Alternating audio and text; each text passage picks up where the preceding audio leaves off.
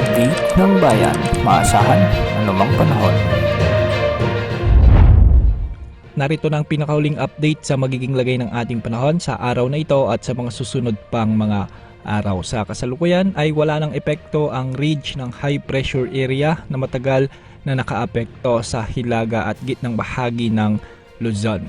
Sa ngayon, ang weather system na nakakaapekto ay ang easterlies o ang mainit at mahalumigmig na hanging nagmumula sa karagatang Pasipiko. Nakakaapekto ito ngayon sa may southern Luzon, sa buong Visayas at sa buong Mindanao. Ang easterlies ay nagdadala ng sapat na moisture sa atmosfera na siyang nagiging dahilan ng pagbuo ng mga kulapan at pagulan lalo na sa mga nasabing rehiyon. Dahil dito, inaasahan sa Metro Manila, Calabarzon, Mimaropa, Bicol Region, sa buong Visayas at buong Mindanao ang bahagyang maulap hanggang sa maulap na kalangitan na may mga panakanakang pagulan o thunderstorms. Ang mga pagulang ito ay maaring maranasan anumang oras, ngunit mas mataas ang tsansa tuwing hapon hanggang gabi.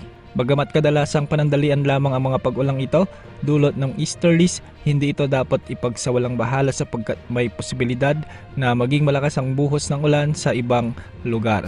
Maaari itong magdulot ng mga biglaang pagbaha, lalo na sa mga mabababang lugar at urban areas, gayon din ang pagguho ng lupa sa mga bulubundukin kung saan tuloy-tuloy ang pag-ulan. Samantala sa nalalabing bahagi ng Luzon, kabilang na ang mga lugar na hindi gaanong naaabot ng epekto ng easterlies, ang mararanasang panahon naman ay bahagyang maulap hanggang sa maulap pa rin na may mga kalat-kalat na pag-ulan o isolated rain showers o thunderstorms. Ang mga pag-ulang ito ay dulot naman ng mga localized thunderstorms na nabubuo dahil sa matinding init sa araw at mataas na moisture sa hangin. Ngayong hapon nga ay may mga pag-ulan ngayon na nakikita sa ating satellite animation sa ilang bahagi ng Cordillera Administrative Region, lalong-lalo na sa probinsya ng Benguet. Ingat po sa mga kababayan natin sa may Baguio City at ilang bahagi pa ng Cordillera Administrative Region.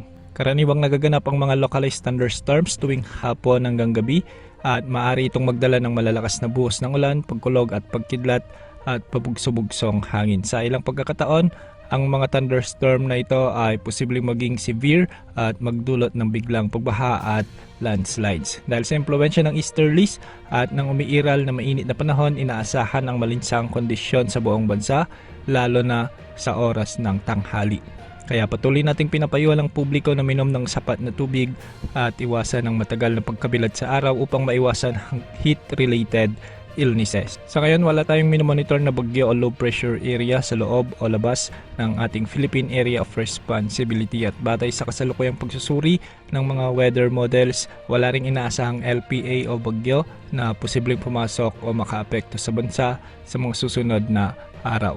Para naman sa mga kababayan nating mangingisda at may maliliit na sasakyang pandagat, pinapayuhan ang pag-iingat dahil maaring makaranas ng mga biglang pag-alon, pabugso-bugsong hangin, lalo na kung may mga umiiral na thunderstorms. Sa kabuuan, ang malaking bahagi ng bansa ay makakaranas ng mainit at malinsamang panahon sa maghapon na sinusundan naman ng posibilidad ng mga pag-ulan at thunderstorms dulot ng easterlies at localized thunderstorms lalo na sa hapon at gabi. Ingat po tayong lahat.